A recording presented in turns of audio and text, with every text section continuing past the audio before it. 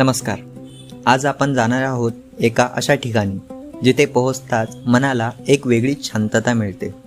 डोंगर, हिरवाई, निसर्ग आणि अध्यात्म यांचा सुंदर संगम म्हणजे खोपोली जवळील श्री गगनगिरी महाराज मठ. आजच्या या प्रवासात आपण या मठाचा इतिहास जाणून घेणार आहोत. तर चला सुरू करूया आजच्या प्रवासाला. सकाळी 8:45 वाजता रूमवरून निघून स्वारगेटपासून पुणे रेल्वे स्टेशनला जाण्यासाठी मेट्रोचा प्रवास करत आम्ही पोहोचलो पुणे रेल्वे स्टेशन. पुणेपासून लोणावळ्यासाठीची 10 वाजेच्या लोकलने 15 रुपयात आम्ही 1.5 तासाच्या प्रवासानंतर पोहोचलो लोणावळा स्टेशनला 11:30 वाजता. स्टेशनच्या दादऱ्याने बाहेर निघून आम्ही बस स्टॉपकडे निघालो. 5 मिनिटांवर असलेल्या बस स्टॉपवर पोहोचलो, जिथून खोपोलीला जाण्यासाठी बस असतात. पण ही बस गच्च भरल्या कारणाने 1 तास थांबावं लागलं. त्यानंतर 12:45ची बस पकडून आम्ही निघालो खोपोलीसाठी. FVP व्ह्यू बघण्यासाठी आम्ही पुढे बसलो. पण या लोणावळ्याच्या गर्दीमुळे बस खूप हळूहळू पुढे सरकत होती. लोणावळ्यात जाण्यासाठी जवळपास 1 किलोमीटर गाड्यांची रांग उभी होती.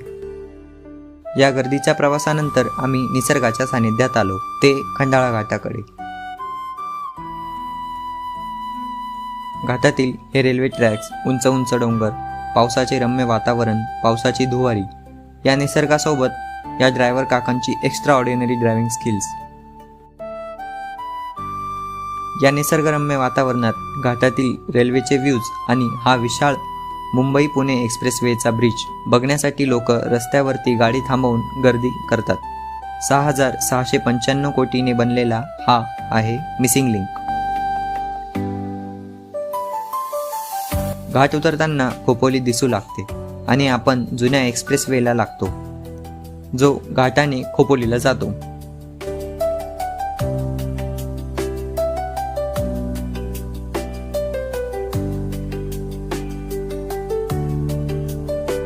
पावसाळ्यात खंडाळा घाटातून जातोय आणि पाऊस आला नाही, मग तर काहीतरी मिसिंग राहते.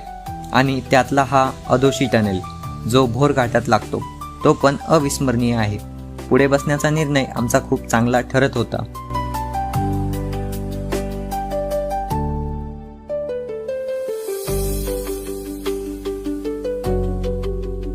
या जोरात पावसात, डोंगराच्या धबधब्यात निसर्गाचा आनंद घेत आम्ही पोहोचलो खोपोली बस स्टँड. अवघ्या 30 रुपयांत या बसमध्ये. रायगड जिल्ह्यातील आणि सह्याद्रीच्या कुशीतील या खोपोली गावात आम्ही 2 वाजता पोहोचलो. बसस्टॉपपासून 1.5 किलोमीटरवर गगनगिरी महाराजांचा मठ वसलेला आहे. पण प्रवासानंतर या ठिकाणी आम्ही जेवणासाठी थांबलो. जेवण करून पुढील पाय वाटचालीसाठी आम्ही निघालो.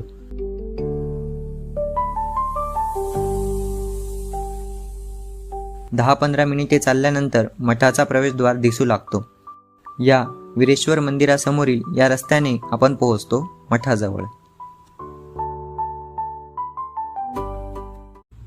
निसर्गाच्या सानिध्यातील या मठाच्या दरवाजापर्यंत आम्ही पोहोचलो.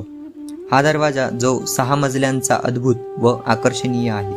पाताळगंगा नदीच्या तीरावर हा भव्य मठ वसलेला आहे. नाथपंथाचे महान तपस्वी श्री गगनगिरी महाराज यांनी या मठाची स्थापना त्यांच्या काळात केली. शेजारून आत जाण्याचा मार्ग आहे. तेथेच चप्पल स्टँडमध्ये चप्पल काढून आम्ही मठात प्रवेश केला. मठ खूप भव्य आहे. जवळपास 5 ते 10 एकरमध्ये हा मठ पसरलेला आहे. प्रवेश करताच ही सुंदर कॉरिडॉरची जागा मन प्रसन्न करते. याच्याच शेजारील रस्त्याने जात आम्ही पोहोचलो गगनगिरी महाराज जेथे जप करायचे त्या ठिकाणी. हा भव्य हॉल, येथेच त्यांच्या पादुका दर्शनासाठी ठेवलेल्या आहेत. येथूनच दिसते ही पाताळगंगा नदी, जी खोपोलीच्या या मठातून निघून 65 किलोमीटरचा प्रवास करत अरब समुद्राला जाऊन मिळते. या नदीवरच या मठाचं वास्तव्य खूपच सुंदर प्रमाणात आहे.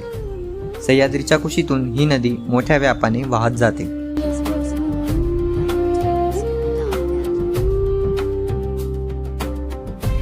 या नदीवरच आहे हा पूल, ज्याने आपण आश्रमातील आतल्या भागाकडे जातो, जेथे भक्त निवासस्थान, मंदिरे व गुफेकडे जाण्याचा रस्ता आहे.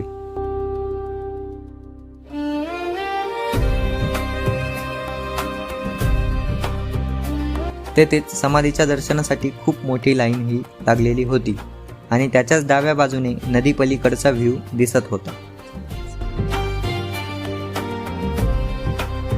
हे विशालकाय महाद्वार आणि त्यावरती खेळणारी ही माकडे, अद्भुत.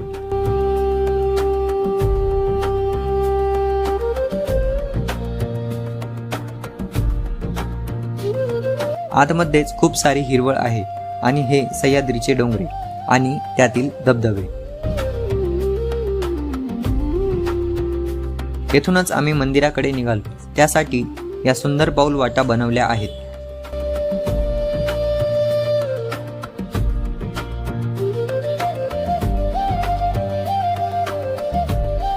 समाधीच्या दर्शनासाठी ही लाईन खूपच मोठी होती. त्यामुळे हा संपूर्ण परिसर फिरून आम्ही शेजारील मंदिरात गेलो.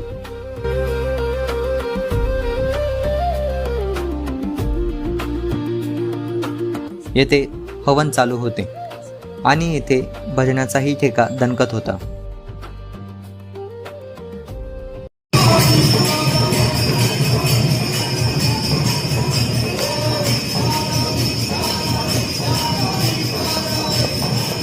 आतमध्येच दुर्गा माता व त्यासमोर शिवलिंग स्थापित आहे.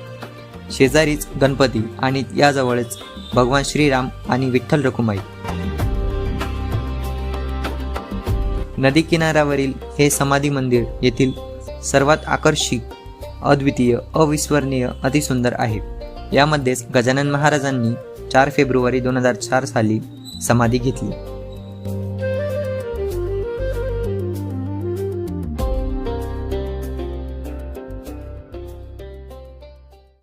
समाधीकडून आम्ही निघालो महाराजांच्या गुफेकडे, या झाडांच्या वाटेने. त्यातच रस्त्यामध्ये हे भक्त निवास आहे, जिथे बुकिंग करून तुम्ही थांबू शकता.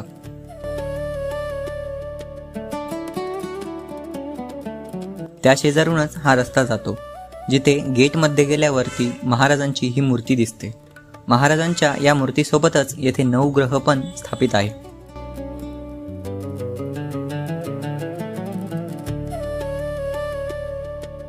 तेथेच ही उंच उंच झाडे पण दिसतात. त्यात रस्त्याने पुढे गेल्यावर सह्याद्रीची ती डोंगररांग, त्यातून वाहणारे असंख्य धबधबे आणि त्यात गुफा पण दिसते. जसजसे गुफेकडे आपण जातो, सह्याद्रीचे हे पर्वत त्याकडे आकर्षित करतात व आपण त्याकडे चालत जातो.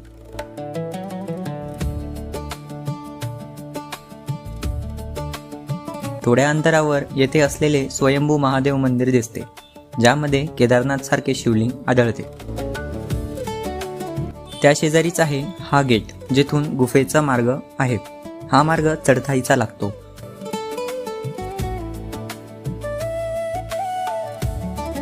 येथे माकडं पण खेळत असतात व त्याच्यासोबतच असे छोटे छोटे धबधबे पण दिसू लागतात.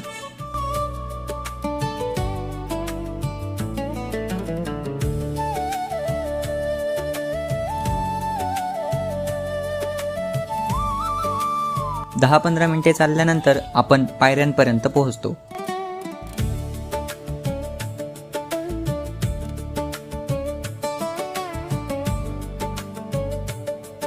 जेथून गुफा पूर्णपणे दिसू लागते.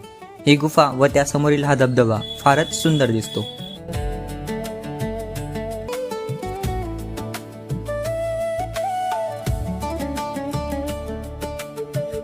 तीस ते 40 पायऱ्या चढल्यानंतर आपण पोहोचतो गुफेजवळ.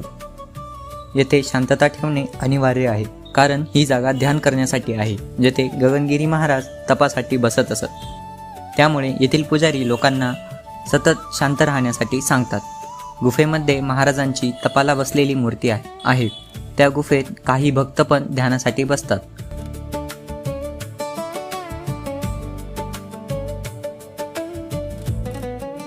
गुफेतून बाहेर येत आपल्याला समोरील परिसर दिसतो, ज्यामध्ये निसर्गाच्या सानिध्यात हा वसलेला मठ आणि गुफेसमोरील हा धबधबा.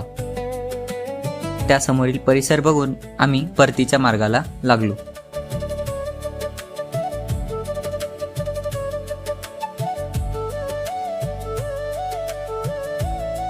भक्तनिवासाच्या पाठीमागील बाजूला ही गोशाळा आपल्याला दिसते, जिथे छोटे छोटे वासरू छानपैकी बसलेले होते.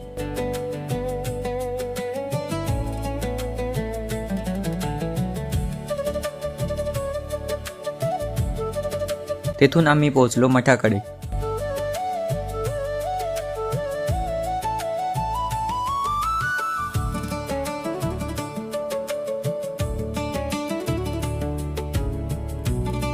मठातून आम्ही बाहेर निघण्याच्या मार्गाने निघालो.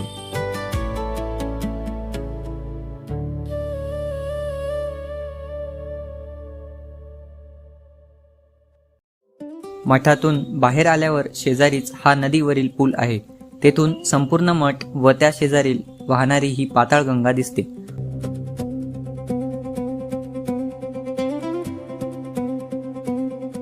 थोडं पुढे गेल्यावर या नदी तटावर उतरण्यासाठीचा मार्ग आहे.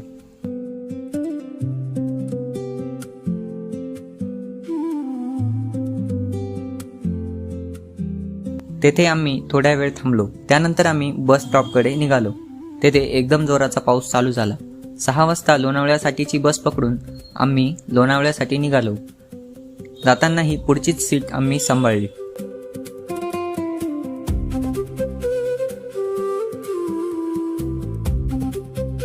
घाटात पुन्हा पाऊस जोराचा चालू झाला.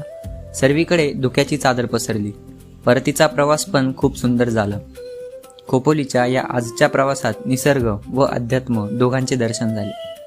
यासोबतच भेटू आपण आपल्या पुढील व्लॉगमध्ये.